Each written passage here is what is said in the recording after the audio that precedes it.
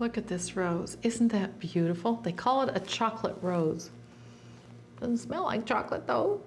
Every year they come out with new species, new varieties, new names, new scents in roses. It's the king of flowers. Mark Hayes of Flowerbud.com is going to take us to one of his growers, where you're going to see this kingly rose in full development.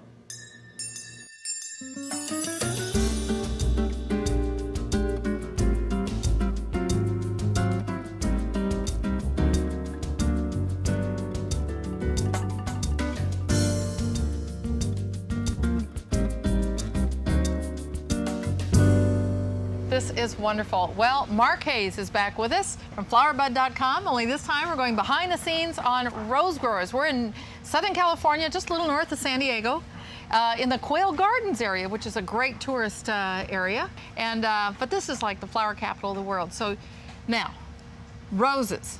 I had no idea that they were grown in greenhouses like this. I can't imagine having this many rose bushes, and wait till you see this little walking tour.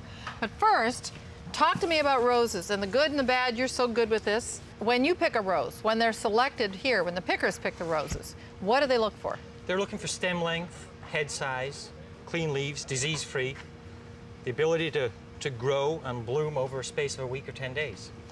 When you grow a long stem rose, are these hybrids that are cut and grown for long stems, or do they have to constantly be maintained or trimmed to get that length? There's some maintenance and trimming on them, but the varieties, the height of the rose is determined by some of the varieties.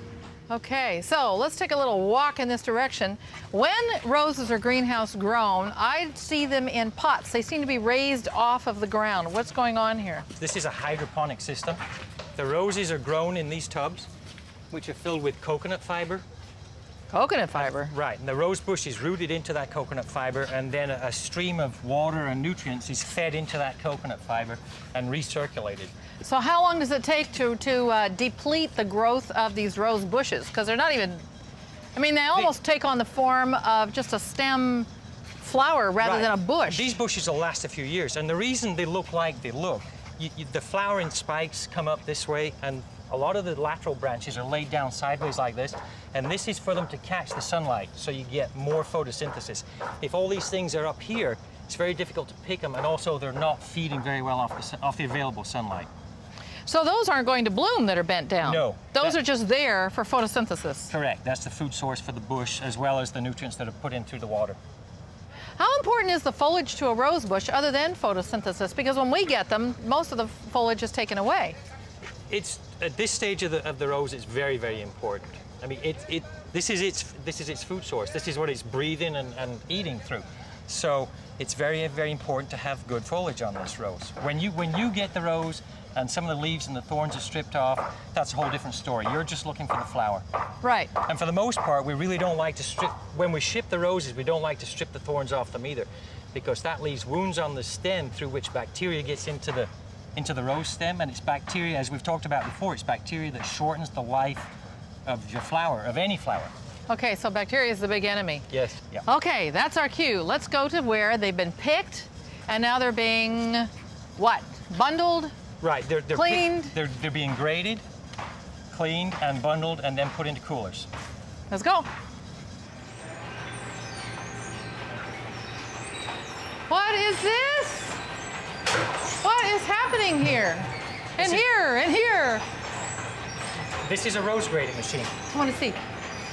Grading machine. Right, you saw the roses being cut in the greenhouse? Right. They come in here, and now they have to be sorted by stem length. So the roses go on the machine, and a vision system identifies them by stem length. And as you see, it's marked here in inches. The stems drop in these various bunkers according to the length of the stem. Is there an eye or something in there that's doing that? Correct. There's an eye, there's a vision system here on each one. And it oh my gosh. Triggers the little tray to drop it where it should drop. You know what? I have to tell you that I like to see it handled. Like, now what's happening here?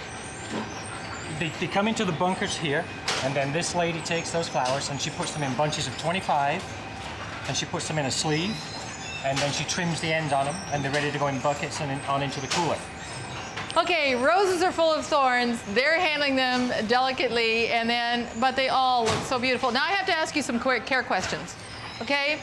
You get roses, you buy them from maybe the wrong place, and the heads flop over. Yeah. I read all kinds of methods for fixing that and to prevent it from happening. I need to hear it from the expert. What is that all about? It's, you didn't buy a good rose. Okay, to start with. Right, and that's all you need to do. You need to buy a good, fresh rose. And the reason the head is falling over is the water is not going up the stem. Right. The reason the water's not going up the stem is because there's a bacterial blockage in the stem, usually caused by dirty water somewhere along the line. So this business of putting a pin in it and letting the air out and all that stuff is... You know, that's something of a remedy to try and start that water flow again, but you don't need to do that if you buy a good rose in the first place. Ah, which is the reason we're here in the first place. Correct. It's all about water transportation. Clean water, good rose. The water's going to go up there, the head's going to stay upright, the petals are going to open, it's going to bloom for you. Okay, now guard petals. My understanding is that in many cases you buy roses and there are guard petals that are bred into the rose. What's that about? The guard petals are the outside petals here. Now, if you buy your flowers from a florist, the guard petals have been taken off. If you buy them through Flowerbud.com, the guard petals have not been taken off, and sometimes those have a little bit of bruising or a little bit of discoloring. Now, when the flower actually opens wide open, those guard petals are not really visible. But if you want to, you can actually peel those outside petals off. So you just take the outside petal. You just go once around the entire rose and take that petal off, and you have a very fresh-looking flower. Okay, that's what that's all about. I always wondered, and sometimes they're even a different color. Correct. That's right. There's a little bit of a different shade to them. Right. Okay, so here we are with Mark Hayes. It's Flowerbud.com is Mark's business, and it is a method of getting your roses, or any other variety of flower for that matter, direct from the growers that we're looking at right here. And that's what I think is thrilling about the business. You've revolutionized the flower business with what you're doing and getting us fresh flowers. And I want to thank you on behalf of all the viewers for doing that. Well, thank you. It's always a pleasure. Thank you.